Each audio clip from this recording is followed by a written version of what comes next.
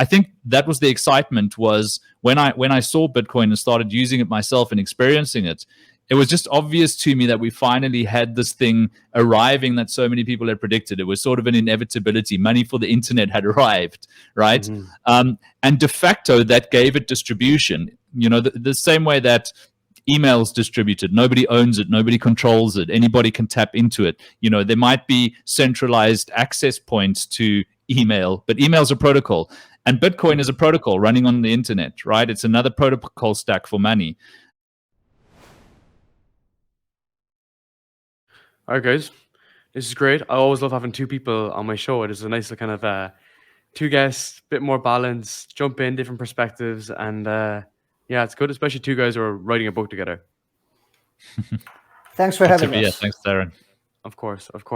So guys, as we were discussing before, pretty tragic times, which everything's going on at the moment, coming out of pandemic, pretty rough to begin with. And now we're going into this era whereby there's been loads of war and issues kicking up. We've seen a lot of movement towards Bitcoin even the last 24 hours, 48 hours for, helping people, resolving some issues, but it's been for horrific reasons, of course. But we're seeing some particular use cases in Bitcoin that potentially we've never seen before, which has been fantastic. Yeah, so interestingly, our book is not about Bitcoin specifically. It's about what happens after Bitcoin and specifically about decentralized finance, DeFi. But we do start a book with sort of a summary and overview of what happened in 2009 and what Satoshi's paper meant and why it was so transformative and why it solved so many problems that researchers had been trying to solve for the last 30 years. And one of the things that is said over and over and over again when you read about Bitcoin is this concept of decentralization tied to non-censorability, the inability to censor transactions that are happening. And what is happening now in the Ukraine and in Russia among citizens who are trying to protect their wealth is the use or the expression of this philosophy of non-censorability writ very, very large. It's right here, it's in our faces, that people are facing unimaginable tragedy. We can also throw Canada in there with the censoring of those finances. So as we had discussed earlier, it is in some ways a tragic irony that there may be a tilt towards further Bitcoin and cryptocurrency adoption as a result of a very brutal war. And Bitcoin is just the first entry point, which it was in 2009 and which it was, and it's kind of leading for people to kind of get involved in. But Stephen, as we mentioned earlier, people that were saying that it had no use case, or crypto in general has no use case, because some people just say Bitcoin, crypto, it's all the one, which is obviously fundamentally completely incorrect. But they put into that category because they don't want to learn more. But we've just seen how this is an example of how Bitcoin and crypto can provide great use cases. It can debunk all those theories that it's all not a store of wealth or doesn't have any sort of transaction power or payment processing power. And we can see it in broad daylight, which is fantastic from that perspective. Correct. Yeah. Yeah, it's also shown to, we're seeing as well, an example of how apolitical crypto is, as with the internet itself. On the one hand, we had the Ukraine government on their official Twitter account last week tweet out to solicit donations for the military. They put an official BTC and an Ethereum address for the Ukraine military, and they've raised tens of millions of dollars that way. And then on the other side of the border, we've got Russians who are being cut off from international payment rails, who are being subjected to a lot of volatility in their local currency, etc. And we're seeing a flight to crypto on that side of the fence too. So literally on both sides of the conflict, you're seeing use cases for crypto. And as you correctly said, Darren, just validation yet again of all of the misinformation you've heard about how crypto and Bitcoin is bad for payments, too expensive, slow, etc. Just demonstrable nonsense when you see people out of necessity flocking to this form of peer-to-peer digital cash that really is the internet doing for money what it did for our social networks, our ability to organize and activate communities, etc. Money is now part of the mix. And so while the internet is, helping situations, helping families to connect, helping us to communicate, Bitcoin is now just another protocol on the internet, giving us the ability to do the same things with finances. Mm-hmm. And it goes back to the control factor. Originally they said it elicited terrorism and all these bad transactions online. It was bad for you, And it's the same people that had that narrative in the original that now are the people that are restricting the access to money, to their assets, rightly or wrongly, and then it gets cuts into the average person, into the normal person, you know. So we've kind of seen that full kind of 360 effect. And that's not to someone who's, you know, I'm not like the deepest person into crypto. I'm involved with it, I enjoy it, and I have that vested interest. But this just shows that the heightened experience, and when you go down this really horrific example, what really happens underneath. So I think that's what's really cool for today. Go ahead. Yeah. So you know, the narrative which you briefly mentioned there about, you know, crypto is just for terrorists, and quite close to that, or proximal to that, is crypto is just for criminals, and crypto is a way to hide your money from the government so you can cheat on your taxes. That narrative has been front and center on the world media since the thing started. And the reason why it's front and center to a certain extent is that it's sensational and sexy to write that on the front page. We did some research in the writing of this book, and what actually are the facts around crime, malfeasance, theft, graft on the internet. And when you look at the real numbers, two things immediately pop out. The amount of crime, or the amount of money that has been hacked, stolen, and lost through bad actors on cryptocurrency, not just Bitcoin, on the whole cryptocurrency environment, it's about $35 billion in 13 years, since 2009. The amount of money that is stolen in the traditional finance world is $1 trillion a year. A single incident in 2001, a single incident on a single day, 300 billion was laundered out of an Estonian bank with the help of a Danish bank. So crypto turns out to be a place where crime does not happen as easily as traditional finance. Traditional finance is the real low-hanging fruit for criminals, and there's a very simple reason for that. Crypto is an open network. The ledgers are open. People can see how the money moves. They can't see the name of who owns a crypto address, but they can see the money move from one wallet to the other wallet. It's very transparent. There are now companies like Chain Analysis and Elliptical who can do forensic analysis on how that money moves, and they can, through very clever technique of matching networks and people, get to the person who has the wallet. And in fact, many of the people who have stolen that crypto have been caught. The criminals are all going to return to the world where they can really steal money easily, because people can be bribed and threatened in that world, and smart contracts and algorithms can't be bribed and threatened. Yeah. What's interesting there, is the fact that it's not about the technology itself. It's just about the people underneath it. You know, it's the actors, it's the bad actors. It can be in a traditional field as well, that you have people who are acting poorly, and then when they move into any sort of society, they would not necessarily be acting that badly. So to say that Bitcoin is encouraging this behavior is just fundamentally incorrect. It's not how it would work, you know. And then again, when you take it into the real life scenario, this is what's happening. People are spending their money, people are taking advantage, there's tax, there's fraud, and that's what's led to that belief. And it's just funny because it's like the resistance to change, and it's a resistance to trying new stuff. And we get into these scenarios whereby people will try anything to push a narrative out, won't they? They'll try to keep that away. So that's pretty... Absolutely. Yeah, but you know, you just have, you know. Yeah, you just have to look at what's happened over the last few years. You know, the first big sort of hacks in cryptocurrency where massive amounts of crypto were stolen. And I think it's important to mention that this wasn't the Bitcoin network or the Ethereum network being hacked. Those are unhackable. They never have been hacked, right? It's on the perimeter. It's smart contracts that have got exploits in them, or it's people who have been compromised and convinced to hand over amounts of crypto, or it's infrastructure at exchanges that have been hacked. So the networks themselves haven't been hacked. But, you know, famously, we had the Bitfinex hack, where Bitcoin was stolen. That's now, you know, in excess of $3 billion in value. We had the big DAO hack in the early days of Ethereum that caused a fork in the chain.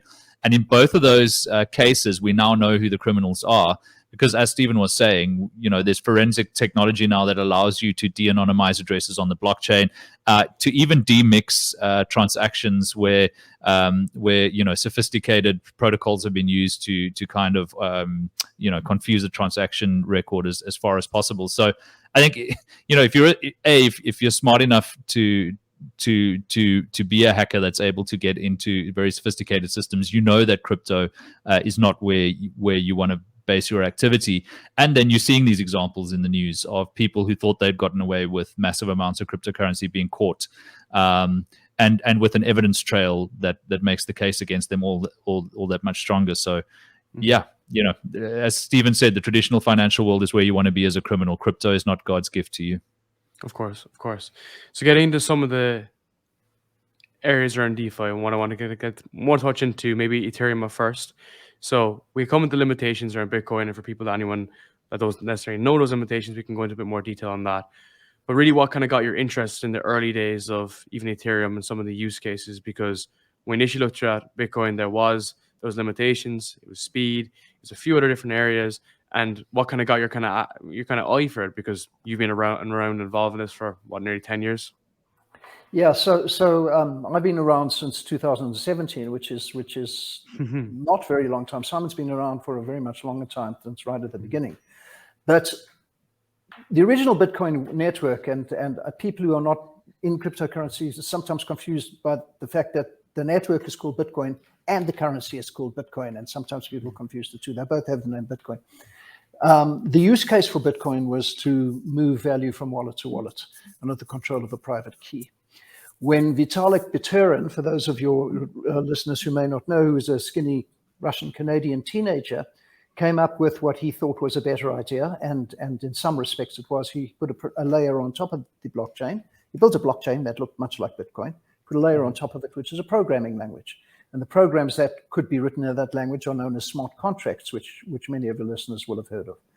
Mm-hmm. And he didn't define the use case for what those smart contracts could do. He handed this ecosystem of a blockchain and a programming language to the world, and he said, find some applications. There are going to be an infinite number of applications because there's all this wonderful stuff on the blockchain: decentralization, permissionlessness, immutability, all the other things, non-counterfeitability. And many of those original developers looked around to see where there were big targets that could be addressed by this new technology. And the biggest targets were on the back of the financial institutions, the banks, the insurance companies, the exchanges, the derivative markets, all of which have been around for hundreds and in some cases thousands of years in the case of the modern banks. Since about the 11 or 1200s, the Medici banks were the first one. And all of them had grown thick, ossified, slow-moving, viscid, turgid, difficult to question, difficult to change, difficult to look under the hood. Mm-hmm. And so the first developers in Bitcoin in Ethereum, in DeFi, and we kind of pegged the first project as MakerDAO, because that was the first stable coin and it was the first project that allowed people to borrow and lend. 2017. Basically looked at the services that we love and know in financial services. The borrow and lend products in banks, whether they be loans or deposits or credit cards or credit instruments or mortgages, are all the same thing. They're all borrow and lend products. Mm-hmm. The exchanges where there was a big solid company sitting in the middle and they took lots of commission for you to find a buyer and seller. They pull stuff out from the middle. The insurance companies, which were similarly black boxes, you pay your premiums, you don't get to question them. And they started rebuilding these or reimagining from ground up. And what happened when they did that, there were a couple of things became evidence. The products that they built on top of the Ethereum blockchain using smart contracts had 4 benefits over the traditional financial world. They were faster, they were better, they were cheaper, they were fairer, and more trustworthy. And I just want to stop over there before I take up the entire time there and just hand over to Simon to talk about why they're more trustworthy, because this is an absolute key, because most people say, how can you trust these things? Simon, go ahead. Well, let me start with answering your question about what got me interested 10 years ago, Darren, because I think that's an important place to start answering the trust question. And so it was around 2010 that I heard about Bitcoin for the first time and started looking into it. And then in 2011, actually compiled the Bitcoin core software on my laptop, started messing around with it.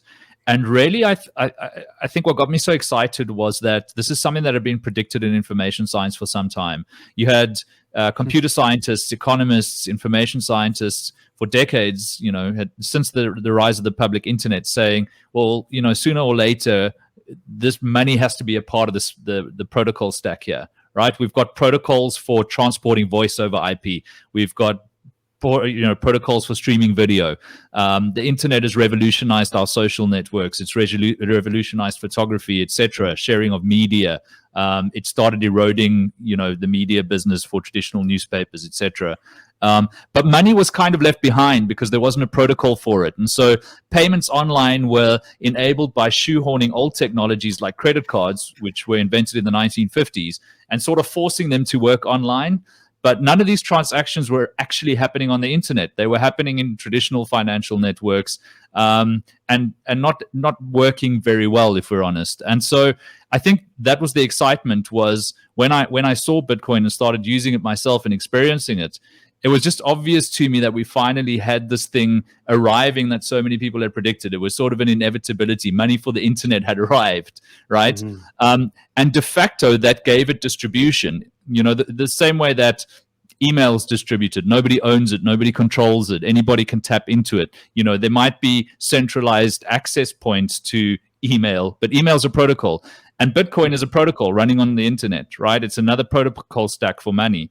I think this is why, the Warren Buffetts of the world find it so hard to understand, is because they just fundamentally don't know how the internet works. But if you know how the internet works, right, and you think about money as a protocol layer on the internet, it becomes obvious first that it's not going to go away, because you'd have to shut down the internet itself.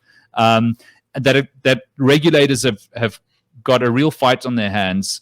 Not in that, they can't regulate what's happening here, but that they really need to appreciate it as a new asset class, as something completely different to what they're used to dealing with, if they're going to manage it. And then for people engaging with it to get their heads around the trust component, because really it's not a case of trusting the network. It's not a case of replacing trusted third parties even. It's really that trust doesn't enter into it, right? Because you've got a code base and a network where you can go and interrogate the infrastructure yourself. And so the mantra in Bitcoin, as in the early days, became don't trust, verify. It's like, if you've got the technical know-how, you don't need to trust us that this works. Go and take the hood off yourself. It's open source code. Go and read the code. Look at how the network works. Go and verify transactions yourself. Run your own node. You don't need to trust anyone, and it works for you. Now, your average person doesn't have the time and telemetry to go and figure out what the code base looks like and how to read it themselves. So we're going to have intermediaries. That's always going to be true.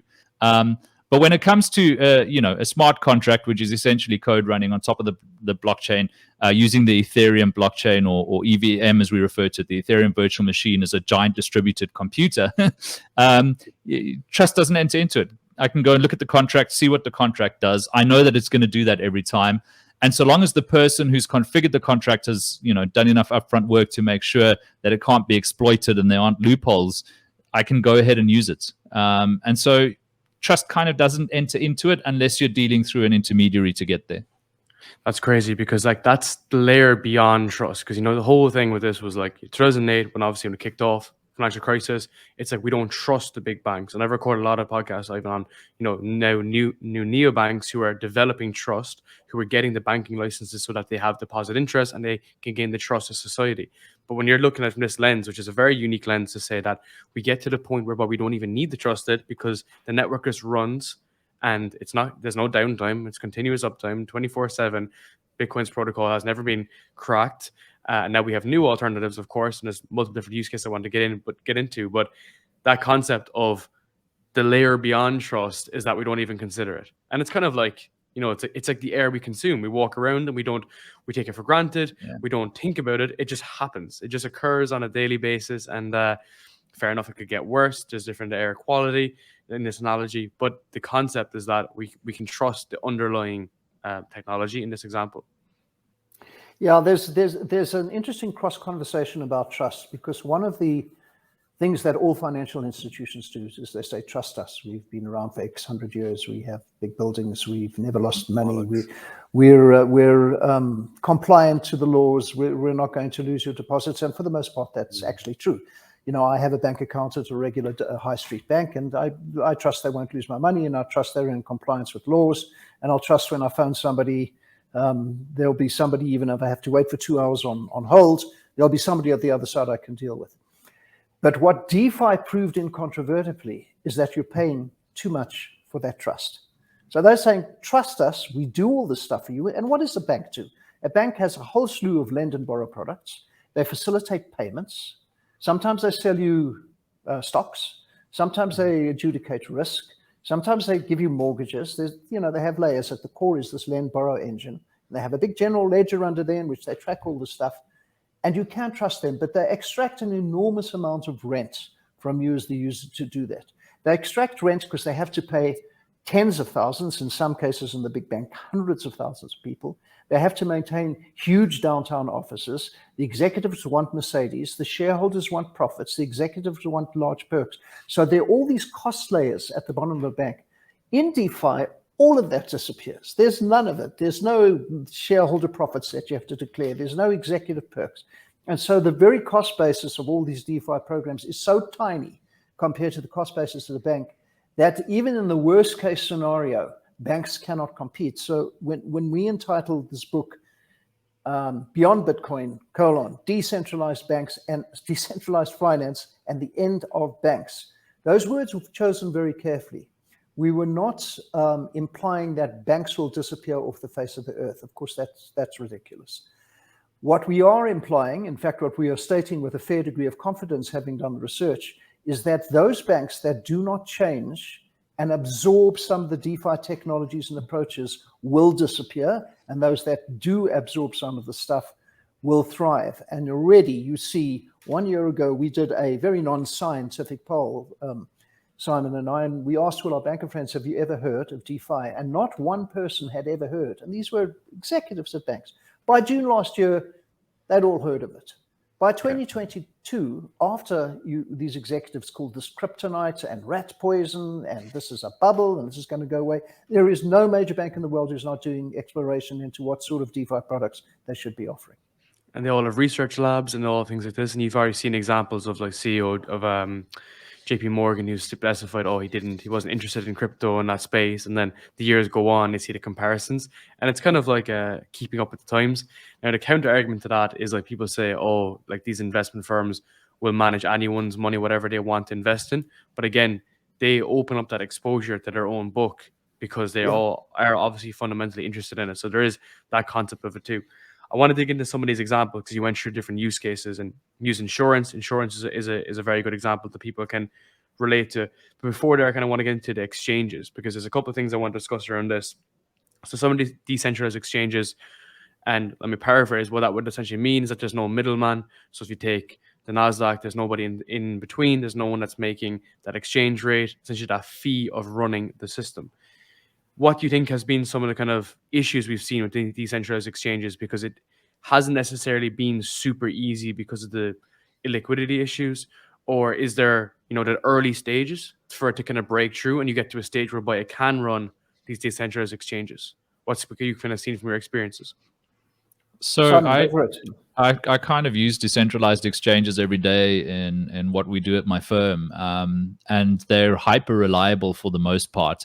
As you alluded to, in the early days of Uniswap and Sushi and a lot of these decentralized exchanges, there were some challenges around liquidity. I think liquidity providers also had to understand this fundamentally new model where you've got automatic market makers, you've got perpetual liquidity pools that are constantly rebalancing, and they had to get their head around risks like impermanent loss, which wouldn't be something that you'd easily be exposed to on traditional centralized markets. But for the most part, decentralized exchanges work. They work very well. They're hyper efficient. They're price efficient. They're cost efficient. And they're up 24/7, unlike traditional exchanges. I think part of the challenge with them is there's no customer support. Although I will say that the communities around these exchanges tend to offer a better layer of support than centralized customer support does too. If you visit most of these decentralized exchanges, they'll have a Discord channel or they'll have a Telegram group. They'll have somewhere for you to speak to other people using the exchange. And the few times I have had problems, I've actually gotten responses very quickly there. So I think once you get your head around using the community as a support structure instead of reaching out to a centralized support team, it actually works really well. Look, there are things like vampire attacks and competitions for liquidity between these dexes. I see a lot of that as mostly healthy. So I think, you kind of need to know what you're doing, but the same is true on centralized exchanges. People make keyboard stroke errors that cost them potentially thousands or more dollars if you get it wrong on a centralized exchange. People also do terribly stupid things with leverage on centralized exchanges. So I'm not sure that the risk on decentralized exchanges is that much higher. But they are in sort of a gray space from a regulatory perspective in a lot of territories. I think there's still a lot to figure out about governance and regulation when it comes to DEXs, which of course is the shortened version of decentralized exchange. And you're seeing interesting questions being raised, for example, with the infrastructure bill in the States, that has special provisions and clauses around various players in the ecosystem. And the question is, would a decentralized exchange be I can't remember what the definition was, but call it dealer in the ecosystem? Because you're essentially talking about a protocol in the case of something like Uniswap. So it's sort of this hybridized scenario where the DEX itself is running as a protocol on the internet. Even if the website for the DEX goes down, if you know what you're doing, you'll still be able to use it via the smart contracts, etc. But there is a face behind it. There is an organization that's running the website, that's controlling access to the DEX to some degree, that a regulator, could go and speak to if something went wrong. So again, I think there's a lot of work to be done getting our heads around what regulation, if assuming that there should be regulation for these things to begin with, and I'm not sure that there should be, what that regulation should look like and what the resulting corporate structures should be for decentralized exchanges. But generally, as somebody who uses them every day, and even out on the frontiers of, Phantom and some of the less well-known chains being used for DeFi, some of the more out there exchanges like SpookySwap, etc., I personally have found to be hyper reliable so long as you know what you're doing in interfacing with them. Yeah, sorry, Daryl, I just wanted to add a comment about the exchanges. One of the things we've already talked about is that the decentralized exchanges are more price competitive than the centralized exchanges. They cost very, very little compared to using a centralized exchange. But there is one other sort of unsung benefit for using the decentralized exchanges. I have a centralized exchange in the United States, Interactive Brokers. They do very well for me. I've been with them for a long time, even prior to crypto. And I use decentralized exchanges when I do crypto trading. In the centralized exchange, there are certain transactions that I am not allowed to do. I'm not allowed to do them because I'm not rich enough, because they have accredited high net worth investors are only allowed to trade these things. And if you earn between this much and this much, you're only allowed to do these things. And if you've got very little money, you're only allowed to do those things. Those regulations were put in place after the 1929 crash in order to protect investors from getting scammed into things that they didn't understand and spending all of their money. But that was a one-size-fits-all regulation. It did not take into account that maybe I don't have $10 million to spend on a futures product, but I'm a pretty smart guy and I can adjudicate my own risk without having a nanny state do it to me. And so the decentralized part of that, what permissionless means is exactly that. And it's a caveat emptor, and you assume people make intelligent choices as to their own investments, and regulation turns out to be unfair for many people. Yeah, of course. Like from a function perspective, like what functions you should be able to do, like you shouldn't be limited on the amount of capital that you have. So like that example, Interactive Broker is not letting you do, futures contract at 100K or 1 million is outrageous. But I suppose there is a consideration for when you get people online, to your point, Simon, that don't know what they're doing and obviously go and screw it. Now, there hasn't been a responsibility on the traditional finance exchanges. We've seen crazy examples of 17 or 18-year-olds on Robinhood who've leveraged up the fuck, blue accounts of 50K, just insane leverage, of course. So then there's always that buyer beware, like as in if you're going to get involved in something like this, it's like for these people, of course, they have no experience, and that's why it provides that function whereby right people should be doing the right stuff, sufficient training, sufficient education around these particular areas. But then getting into the actual, you mentioned about regulation. So what do you think from like a market abuse perspective? So the concept of taking advantage of an exchange and the concept of even having particular areas whereby you would do market abuse techniques, which essentially could be phishing, there could be some slippage involved, there could be different types of functions that would happen in a traditional sense, but they would have the bells and whistles often to catch this, interpret it, and be able to identify the transactions and go hunt down those individual people. What's your thoughts on that in a crypto sense, especially with the fact that, you know, it has been quote unquote open to market manipulation to a certain degree? What's your thoughts? Yeah, so phishing is fairly widespread in crypto too, and it's usually you'll be on a Discord channel for a DeFi protocol, for example, and somebody will direct message you pretending to be support staff for that protocol, etc. So, same as phishing was with traditional financial institutions, it's people trying to take advantage of naivety or misunderstanding. I think a lot of people kind of get involved in the space. They'll download MetaMask and they'll start engaging with DeFi protocols, and they won't understand that there isn't a team, there isn't a customer support. Anybody who claims to be customer support for this thing is lying to me and trying to steal my money, etc. So, you know, that happens. Just following on what Stephen was saying earlier, though, there's a lot that DeFi can't do yet, though, and it's debatable whether or not it ever will. There's some activity that'll stay on centralized exchanges. One of those things is high frequency trading, right? So, you know, on a centralized exchange, you can execute in nanoseconds, and you can get many trades done per second. That's not possible in DeFi because you're waiting for block times. So, you know, on Ethereum, that's generally 45 seconds at best. On other protocols, it could maybe more or less, but there's nothing out there in DeFi that's anywhere near as fast as a centralized exchange when it comes to flash trading or high frequency trading. Fees in DeFi are also quite high because you have to pay gas to the network. So the transaction fee itself may be low, but you'd be hard pressed to beat, like, you know, a Binance's 10 bips on a transaction.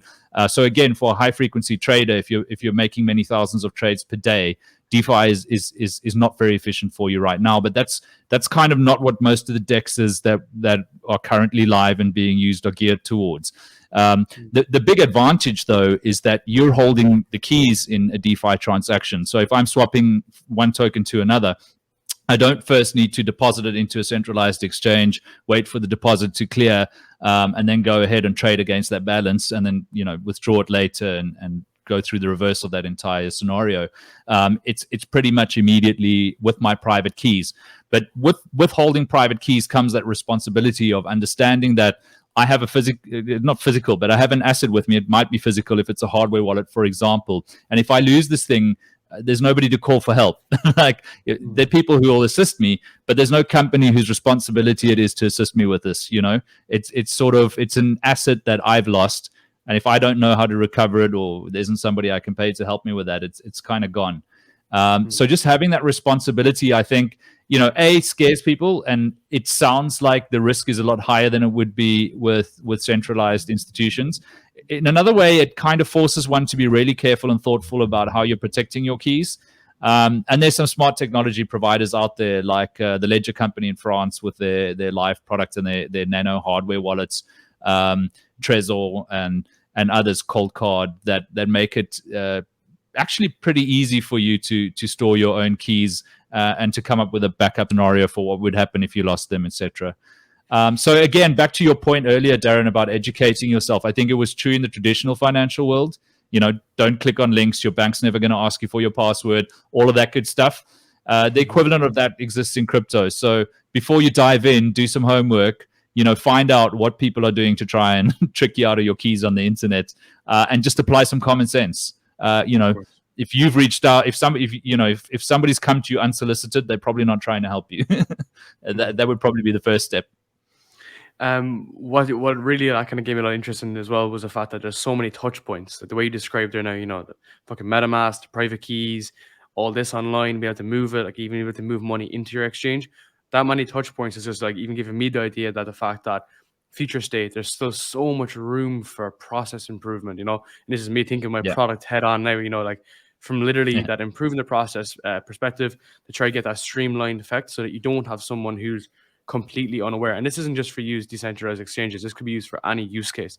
But we need to bring it down to that level so that people they're able to engage. You don't feel fearful, because that's a terrible way. People are always scared about their money. They don't want to lose €5, and they always feel the pain so much harder than they feel like the win.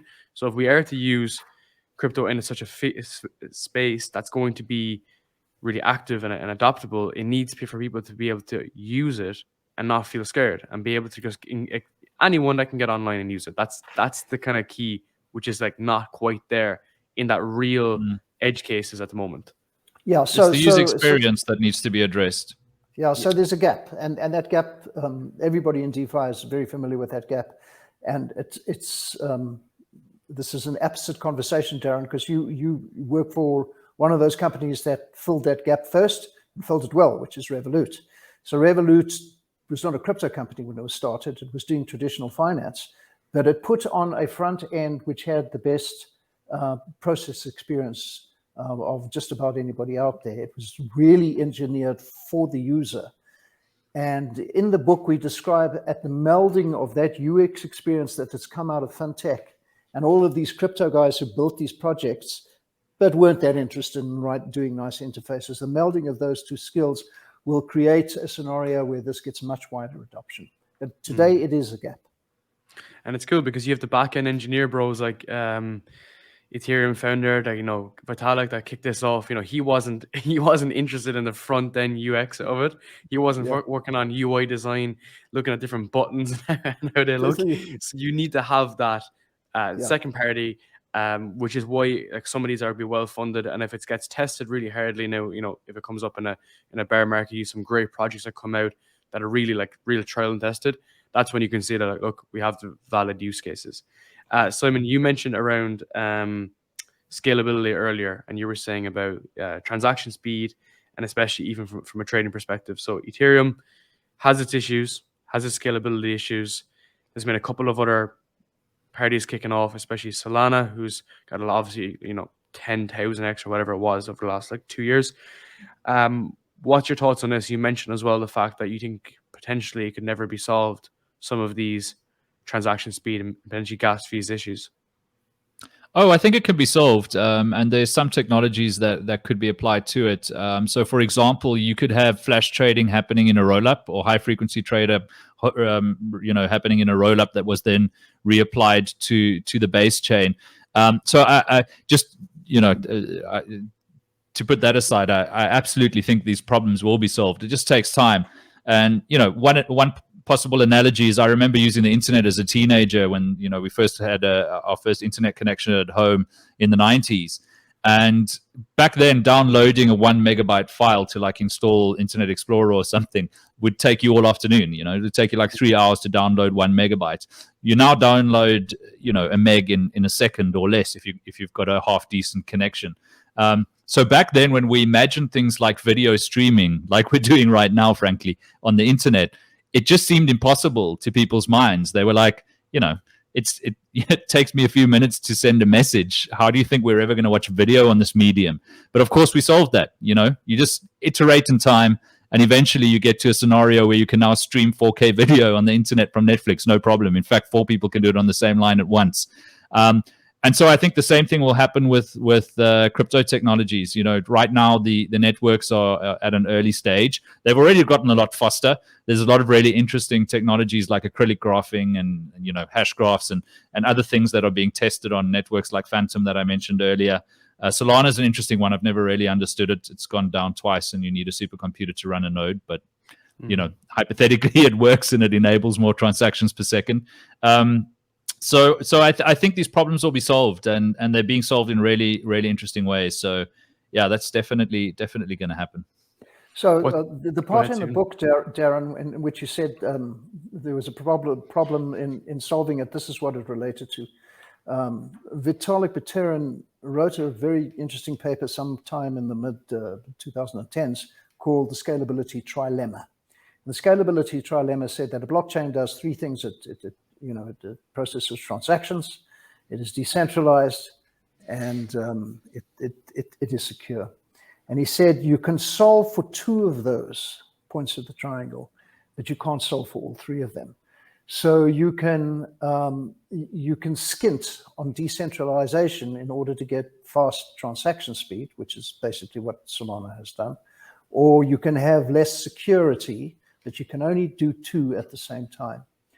Now, it turns out that the concept of decentralization, which is having many anonymous parties or many anonymous computers all try and verify a single transaction, how decentralized is enough? So if you have one computer, that's centralized. And if you look at a big bank, they have one computer, probably plus a couple of backups or clusters. And if you have 1 billion computers, that's very decentralized. Somewhere in that spectrum is the correct level of decentralization. And much of the discussion today is around how much decentralization is trustworthy. And so there is a theoretical issue. And now this stuff of this scalability trilemma has now become a research and PhD topic all over the world. So they're very smart minds working on these things. And what's the future of that? Is there a possibility to solve for all three different factors? Is that a possible venture? There is a possibility that one point of that triangle is not quite as important as the other two, depending on the use case. So maybe your use case is transaction speed. Then you can start chipping away at one of the others. Or your use case is high security. Then you've got to chip away at one of the others. So it's a use case-based solution.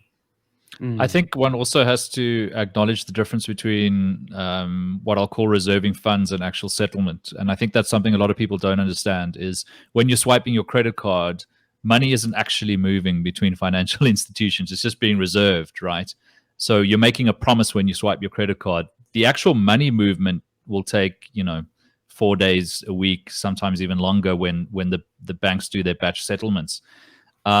And so I think that's part of the misunderstanding where people think, for example, Bitcoin is slow because a block time is 10 minutes. So, theoretically, it takes 10 minutes for settlement to happen. But that's lightning fast by traditional financial standards, right?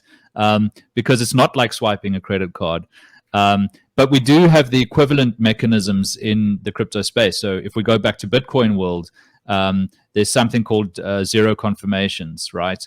Where I don't actually wait for the Bitcoin to be settled in block time, but I can see that the transaction has been sent to the network.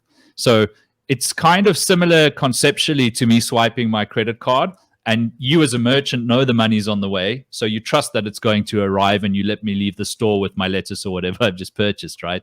And zero confs enable the same thing with crypto.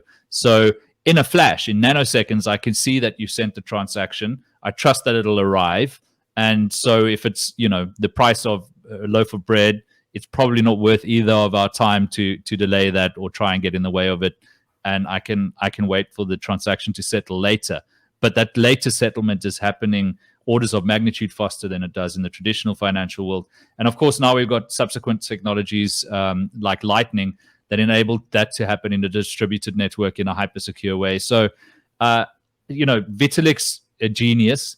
But I'm not sure I entirely agree with his trifecta, and you have to choose two, because we're seeing technologies like Lightning proving that you may be able to do this really quickly, really cost efficiently, and at full distribution.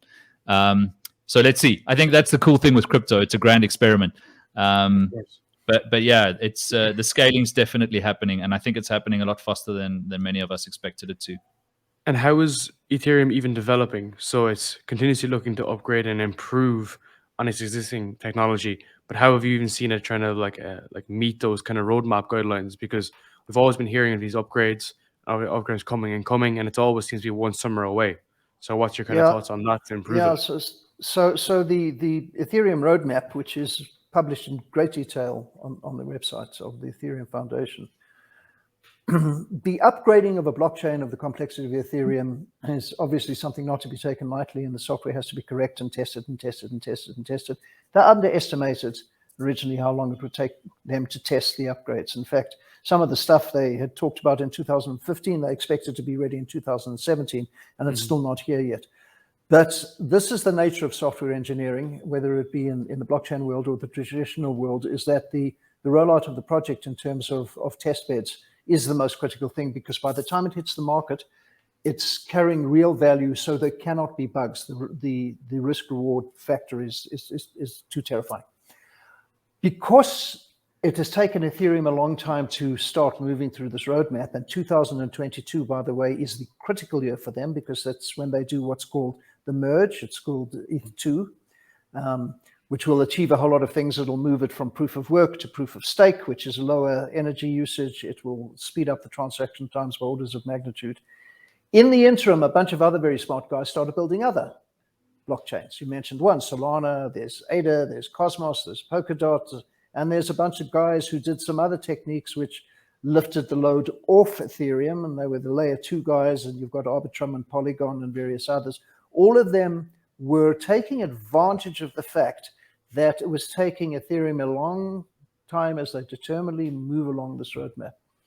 We're pretty confident that Ethereum will remain dominant, and that is mainly because the developer ecosystem that they've built around them is the biggest in the world by quite a long shot. There may be one or two others that survive, or a couple of others even, for different use cases. But in our mind, actually, I shouldn't speak for Simon. In my mind, Bitcoin and Ethereum remain the dominant blockchains. Ethereum does hit their roadmap. They've gotten much better at it, by the way, in hitting those timeframes. Last year, they missed a couple.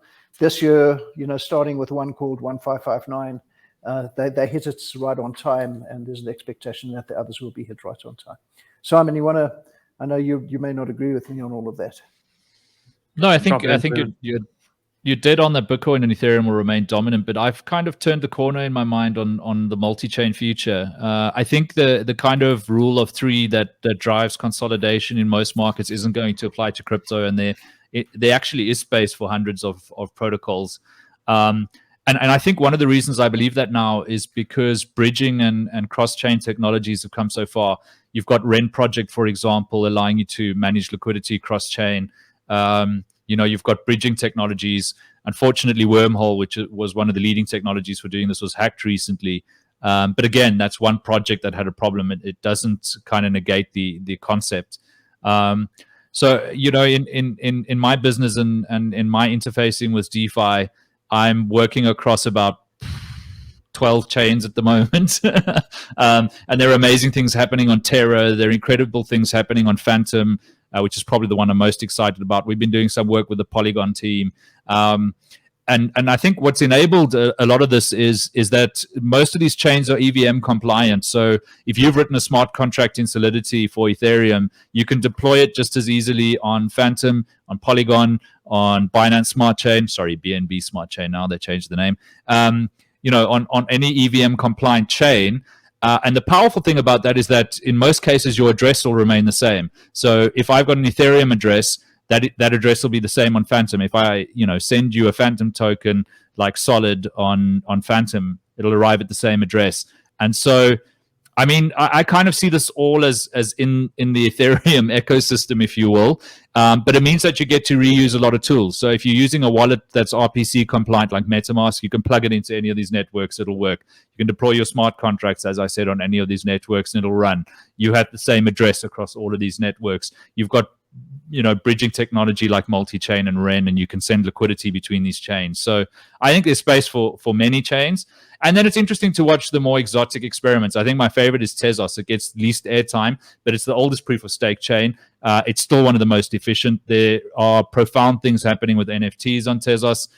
So that's an interesting technology. Cardano using the UTXO model for smart contracts is fascinating. I'm not convinced it'll work, but it's interesting. Solana we've covered already. So I think Bitcoin and Ethereum will still rule the roost and enjoy most of the market cap, but there's definitely scope for there being at least dozens, I think, of chains in the future, and each of them having a legitimate use case and a large enough community of users to keep going. How does that look? So let's say the market share perspective, and you're saying that Bitcoin and Ethereum are the biggest players, but if some of these projects we've named are increasing in popularity, they're solving those pain points, and they're actually progressing, do we see a situation whereby the price of even Ethereum will pull back as a result? Is there people that are going to take up more of a market share, so it's not going to be 50% or whatever it is to Bitcoin, 30% or whatever it is to Ethereum? Like, can that shift move, which would influence price, which would influence sentiment, which would influence overall direction? So the issue of pricing is, anybody who tries to project the price in the short term in the crypto market has turned out to haven't been proved foolish. We can say something with a fair degree of confidence that the general trend of price is up. The volatility is high enough that it's very, very difficult to tell what prices will be next month or even in the next 6 months or even in the next year. So Ethereum is going to keep going up. Bitcoin is going to keep going up. And many of the other blockchains, whether it be the many that Simon talks about or the few that I believe will survive, will also be up. But because transaction and adoption is growing at a fairly exponential rate, I do not see a scenario in where the Ethereum price gets damaged because a smaller blockchain like Phantom has another use case. Mm-hmm. I think I don't see these changes competing for anything. So far as I have 18 different communications apps installed on my phone, and in some use cases I need Zoom, in others I need Skype, at work I need Slack, with my friends I need Discord, WhatsApp with the family. I could carry on and on. This is the reality we all live with. But I believe the whole's greater than the sum of its parts. The winner is video messaging, right? And we had an event like the pandemic that just made it part of our daily lives. And right now we're using specialized, software to record a podcast because you need more than you're going to get from just Zoom, for example, or Microsoft Teams. So that hyper specialization has kind of, given a niche for this software to exist and carve out a market. And I see the same thing, happening in blockchain. I'll always use Bitcoin. I think it'll always be the settlement layer for the entire ecosystem. I think it's when people want to cash out in the future out of whatever chain it was that they were doing some exotic DeFi project on, they'll cash out into Bitcoin or Ethereum. But to me, I think the whole remains greater than the sum of its parts. So there'll be distribution of market cap across all of these things. Right now, the entire ecosystem is $2 trillion, which as an asset class is pretty tiny. I think we're going to get to the size of gold eventually and go beyond that. So market capitalization for gold is, correct me if I'm wrong, I think it's somewhere between $8 and $10 trillion at the moment. There's still a lot of room for growth. So just as we have multiple $1 trillion tech companies now, I think we'll have multiple $1 trillion chains, and there's more than enough space for all of them. Yeah, and funnily enough, Darren, that this entire philosophy extends above the blockchain layer and into the DeFi space. So you've got a whole slew of projects that operate in the lend borrow ecosystem. So that would be the big ones are Compound and Aave, and then there are others like Convex. And if you have a look across that space, which is difficult to do because there's so many, there are literally hundreds of them, and they will obviously evolve down to a couple of them. There will be a couple of insurance projects. There'll be 8, 10, 15 different exchanges, just the same way right now there are many different kinds of centralized exchanges. So I think that philosophy of there'll be quite a few out there, they'll all have their space, the market size is big enough for all of them to survive.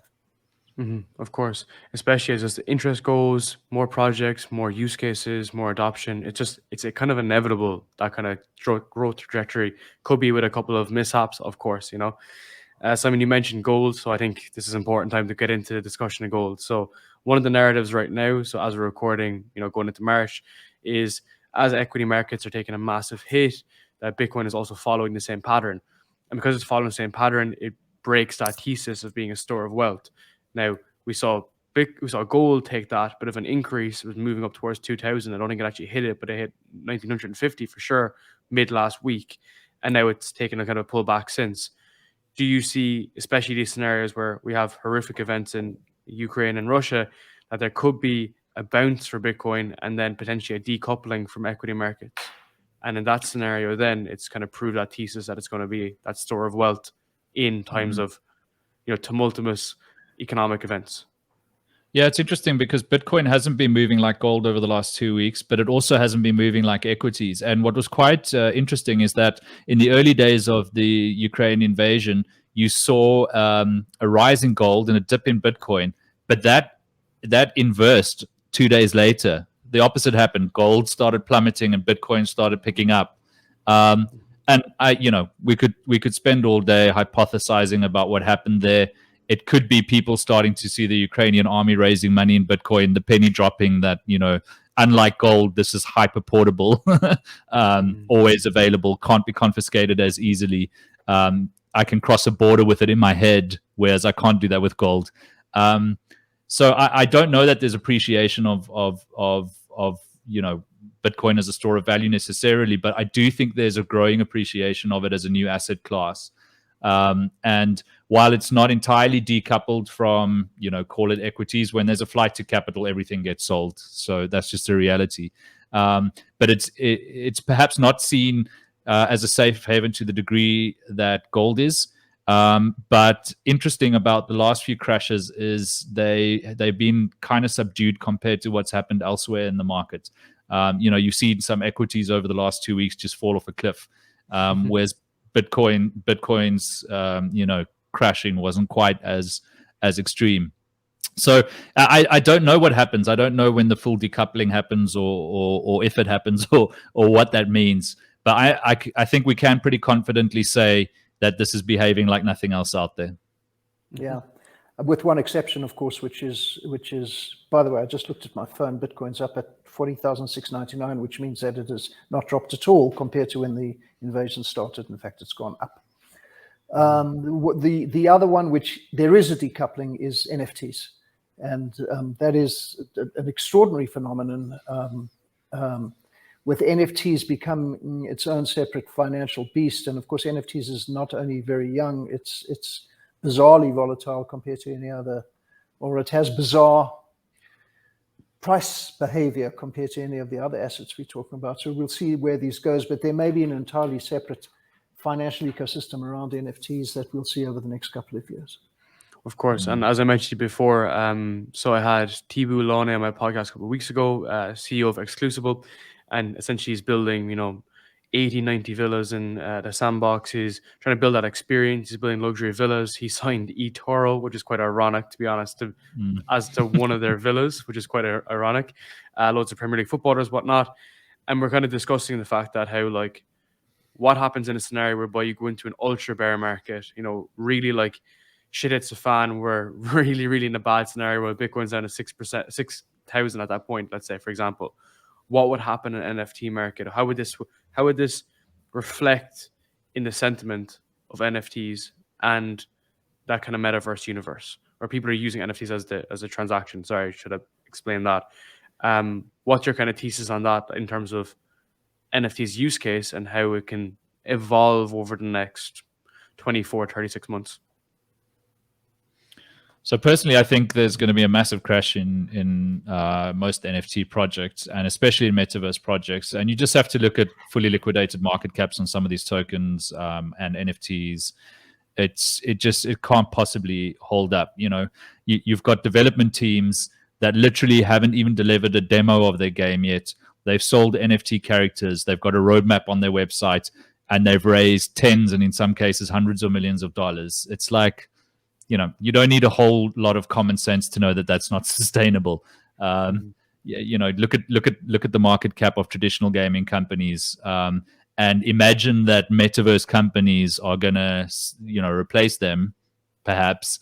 Even then, at this stage of their roadmap, you cannot plausibly make a case for those market caps. So it's obviously a bubble. It obviously will pop. And then you'll see the profundity of the projects that do stick around, that do actually deliver something, that do maintain value, and the rise of things we've never seen before. I include things like Bored Ape Yacht Club in that. It's an organized community of people who own a digitally scarce asset. They get rewards for being part of that community and other assets that are delivered to their wallets that can be combined with their Bored Ape and turned into mutant apes. Or, it's a subculture more than it is an art project. And it's something we haven't seen before. So I'm looking quite forward to seeing what crawls out of the metaverse, the whatever you call it, the soup of life breeding. It's going to be fascinating, but I don't think many of the projects that we're looking at today in that space will be around 5 years from now. 100%. Stephen, primordial soup. That's what I was looking for.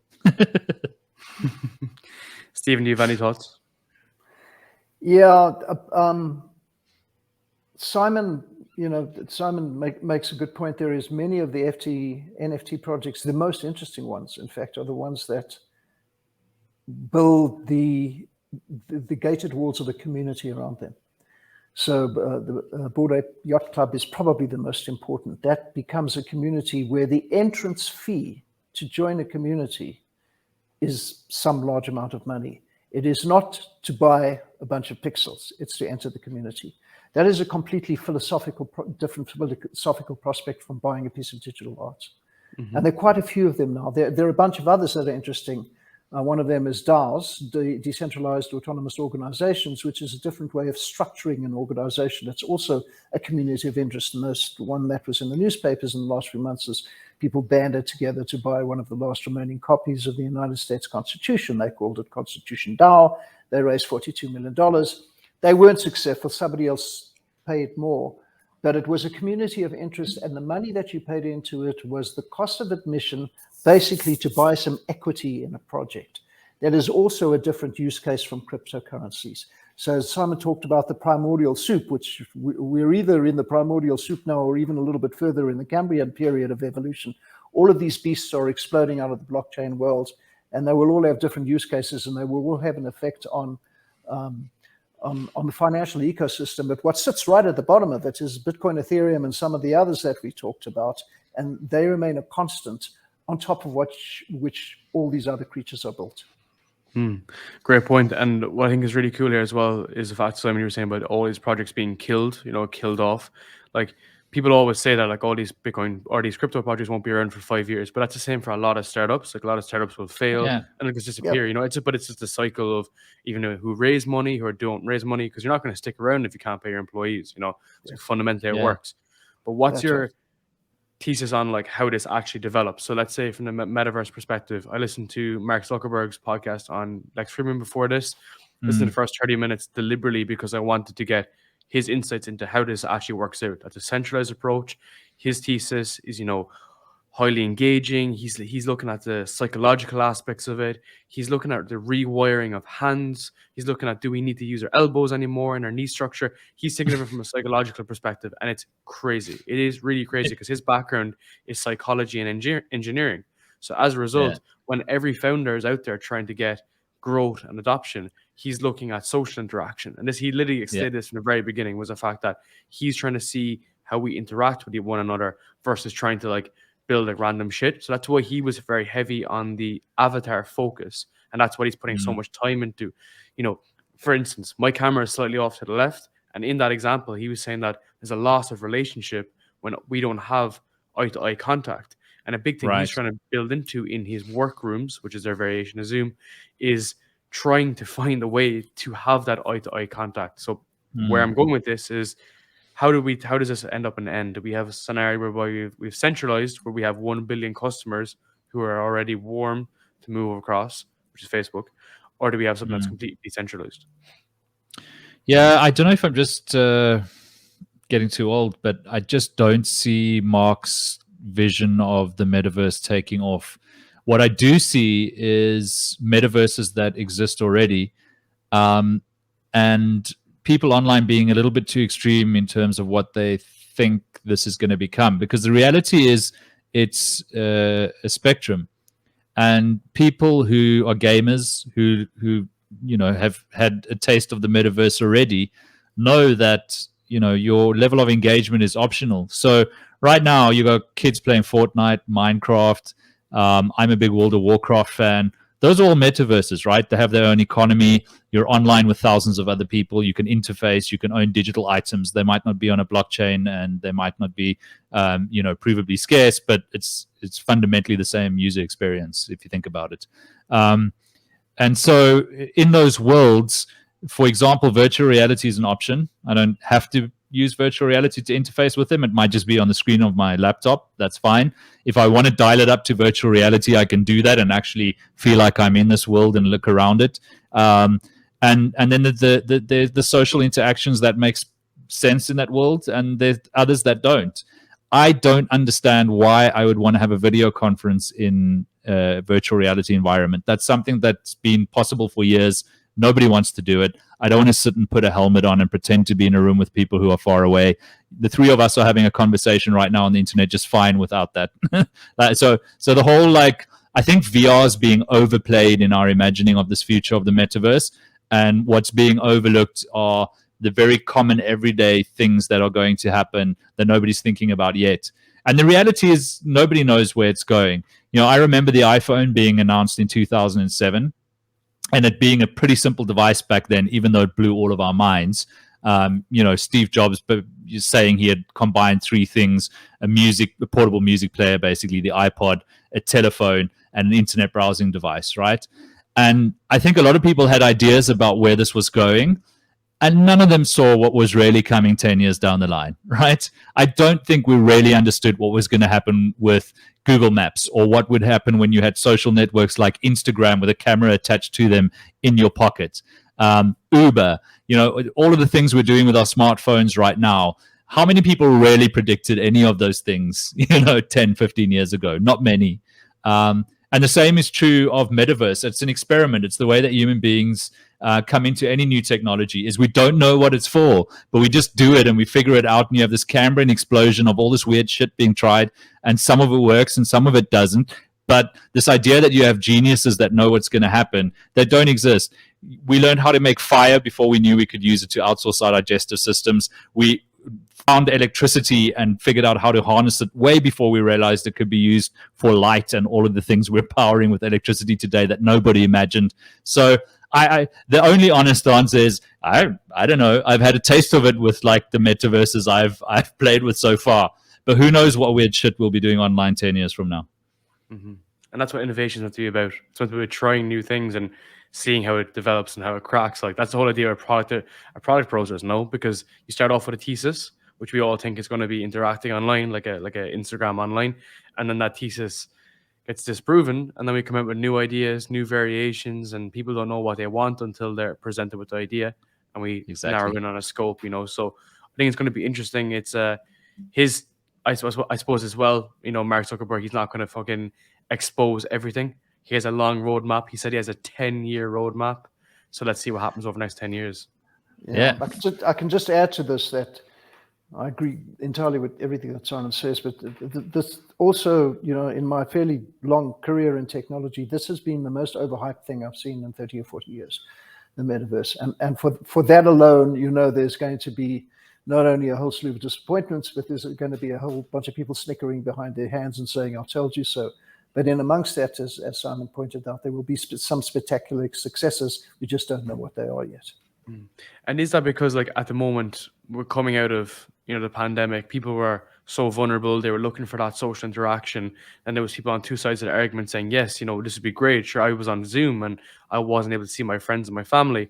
And there's the other side being like, fuck this, we've been so much involved in Zoom, I want to get out of it. So I thought we were at this like peak craziness in society whereby we were just coming out and people, no one had really interacted with anyone. So it was kind of like used as like an alibi, I don't know, to kind of keep people more involved. But I don't know. This is what happens. Imagine all the projects, Simon, you were looking at 10 years ago in the crypto space, and they're all gone. Yeah. Yeah, that's true. It's interesting. I watched the demo of Meta's Zoom. What's it called? Meta's Zoom product. And I thought to myself two things. I thought to myself, this is the most ridiculous thing I've ever seen. But the second thing I thought to myself is, where I really want to be right now is climbing a mountain, in the January sunlight in South Africa, and going for a swim in a rock pool. The last thing I want to do is put on a helmet and see an avatar. And we were cooped up, as you say, due to artificial circumstances, external circumstances. I think a lot of people are much happier getting out there than trying to live in a metaverse. Yeah, and last note on that is that Mark Zuckerberg is demanding all of his executives to be in those workrooms 24/7. That's their form of meeting. I don't know what the thesis of testing he called. I think it was called like a dog pit or something. That was what the term was. Dog feeding. It's like, yeah, exactly. So you have to live through these experiences. That's why he was going to get more adoption. That's just a note on that.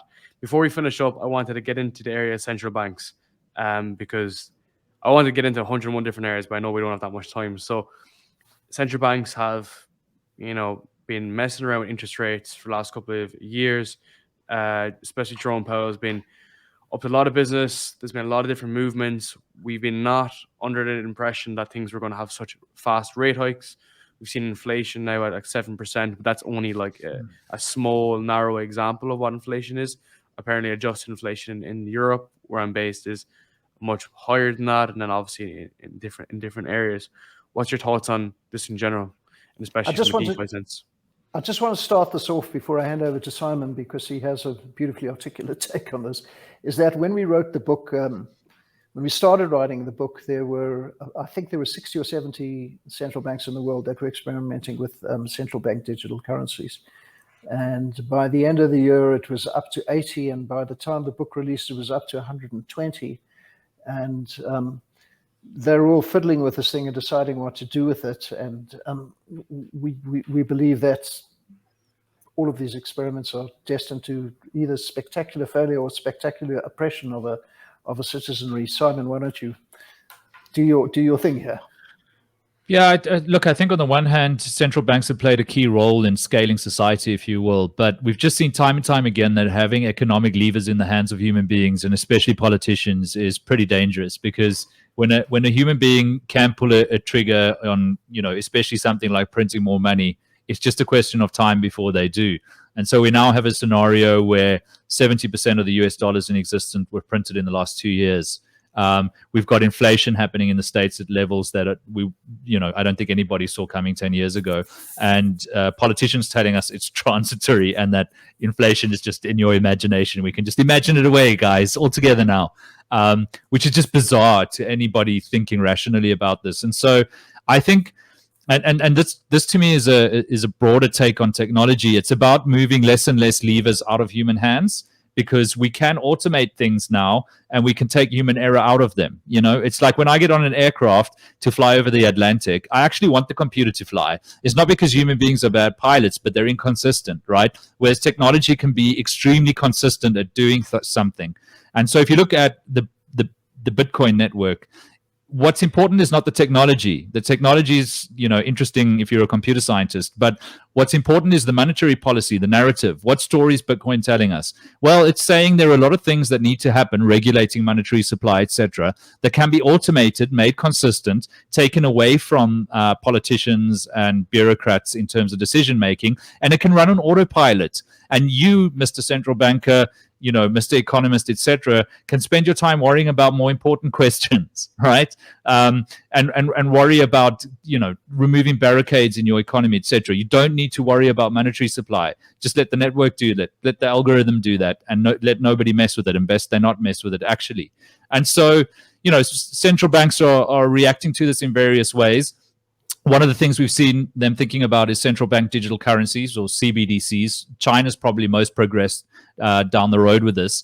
And really, it's a manifestation of how government organizations and regulators have a terrible understanding of technology to begin with. Because if they understood the technology that they were confronted with right now, they'd understand that using blockchain technology to run their currency networks is a terrible idea, right?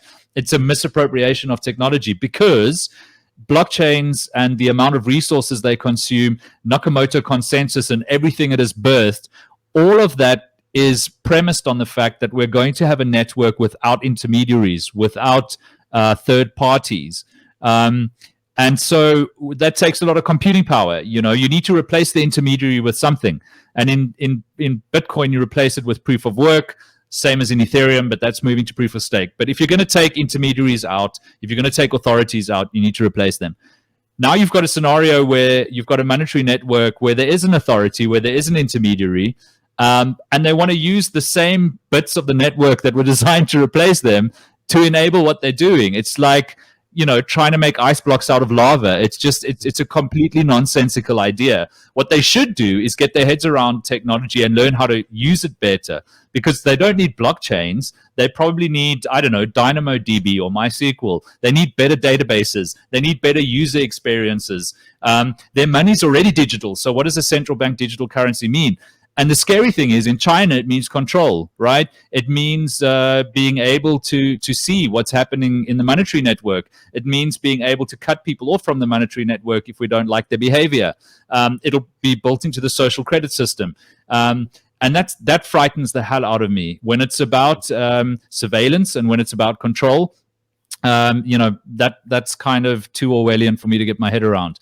Now, that's not what it means in all of the world, but I think that's where it inevitably ends, because you're removing intermediaries of a different kind in that scenario. You no longer need private banks because people will just be banking with the government. They'll be banking with the central bank. And that's just too big a control mechanism to hand over to bureaucrats, I'm afraid, because when it falls into the wrong hands, well, we all know how that ends. So to me, the more exciting things that central government or central banks should be thinking about is how they enable these ecosystems, how they take advantage of them. So we've covered some of that. But if you look at stablecoins, for example, stablecoins are one of the great use cases of cryptocurrency. And the disclaimer here is that one of my companies develops a stablecoin for the South African rand. So we're kind of biased on the technology. But the reason we're doing is because it's so cool. And it relies on fiat currency. It doesn't compete with it. It's complementary. And what it does is it makes fiat currencies compatible with the crypto world. So you can have the US dollar, you can have pound sterling, and it can be represented on the blockchain, and it can go into places where actual pounds will never feature, right? You can take the euro onto Uniswap. It can be represented in the compound lending protocol. So you're kind of complementing fiat currencies by making them compatible with DeFi, which is pretty cool. And I think central banks, sorry, I keep saying central governments, but they are in their own right. But central bankers could be doing more to enable that, embrace that, and it would be good for their local economies. Of course. And who's the people behind that? People behind the central bank digital currencies aren't necessarily people that know exactly what to do with the technology. They don't have the banking experience, they don't have the finance experience, they don't have technology experience. And that's one of the biggest worry about that as well. Without even getting into stable coins, just from the concept of ownership and oversight and surveillance. Like I had Richard Turn on my podcast, great guy, lovely guy, but he's very based and stronghold in China. And he's a big believer in central bank digital currency. And my biggest question to him was transparency and oversight. It was like, when you give this, what do we look at now? To paraphrase his argument, he was saying that the traditional payment rails, not to do it with crypto, have the same level of insight into your transactions that potentially could happen. It's still an access of a database, whatever. So that's why there's this argument for DeFi. But again, it's not a strong enough argument against even traditional finance, because it's not meant to be used and captured against you. And they always say the most valuable information is your transaction data.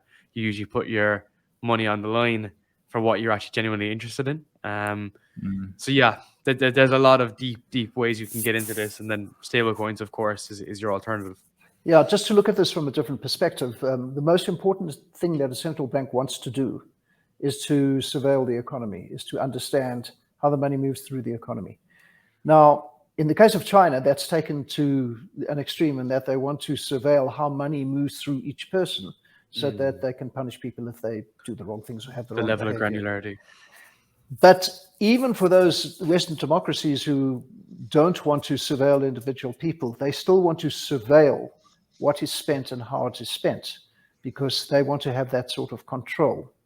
The entire point of cryptocurrency and stablecoins and the philosophy behind it is that individuals don't want to be surveilled. They're not surveilled when they pull, a pound out of their wallet in order to buy something. That's the way they like it. Once digital central currency becomes real, if it ever does become real, you've lost that freedom to spend what you want, when you want it, without anybody seeing it. Crazy, guys.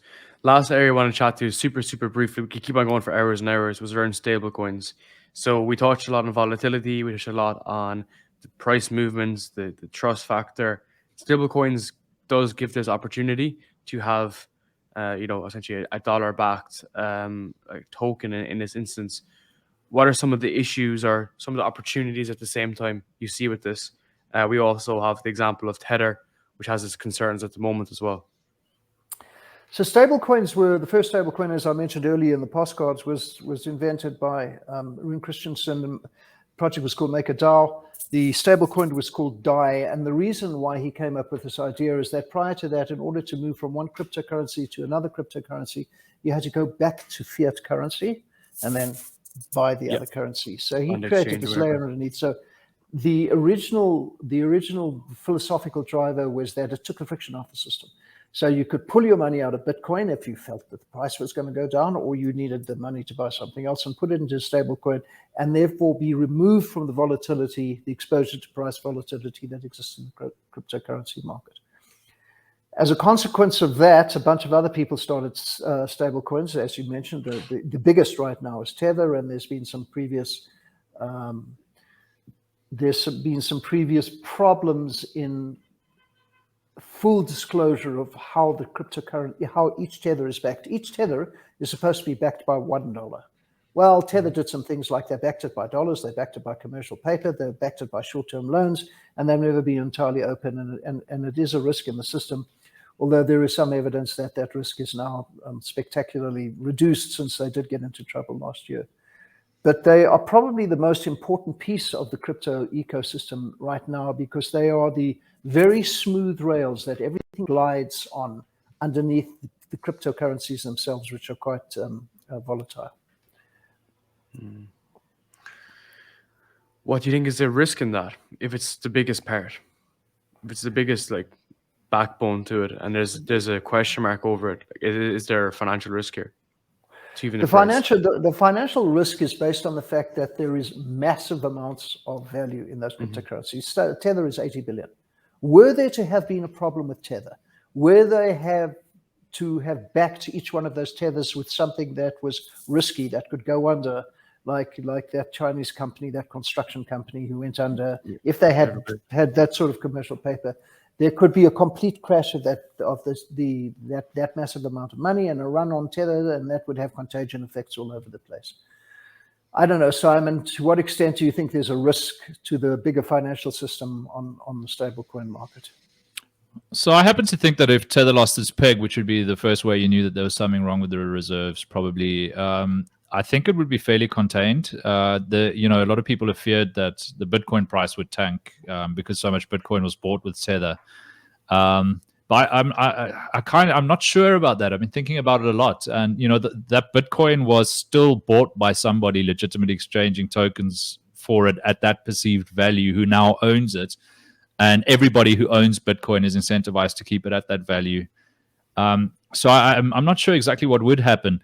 I have quite a lot of faith in Tether. I think they took a lot of chances being that exotic with their treasury, but there seems to be sufficient value backing it, and every time they've been challenged to prove that, they sort of have.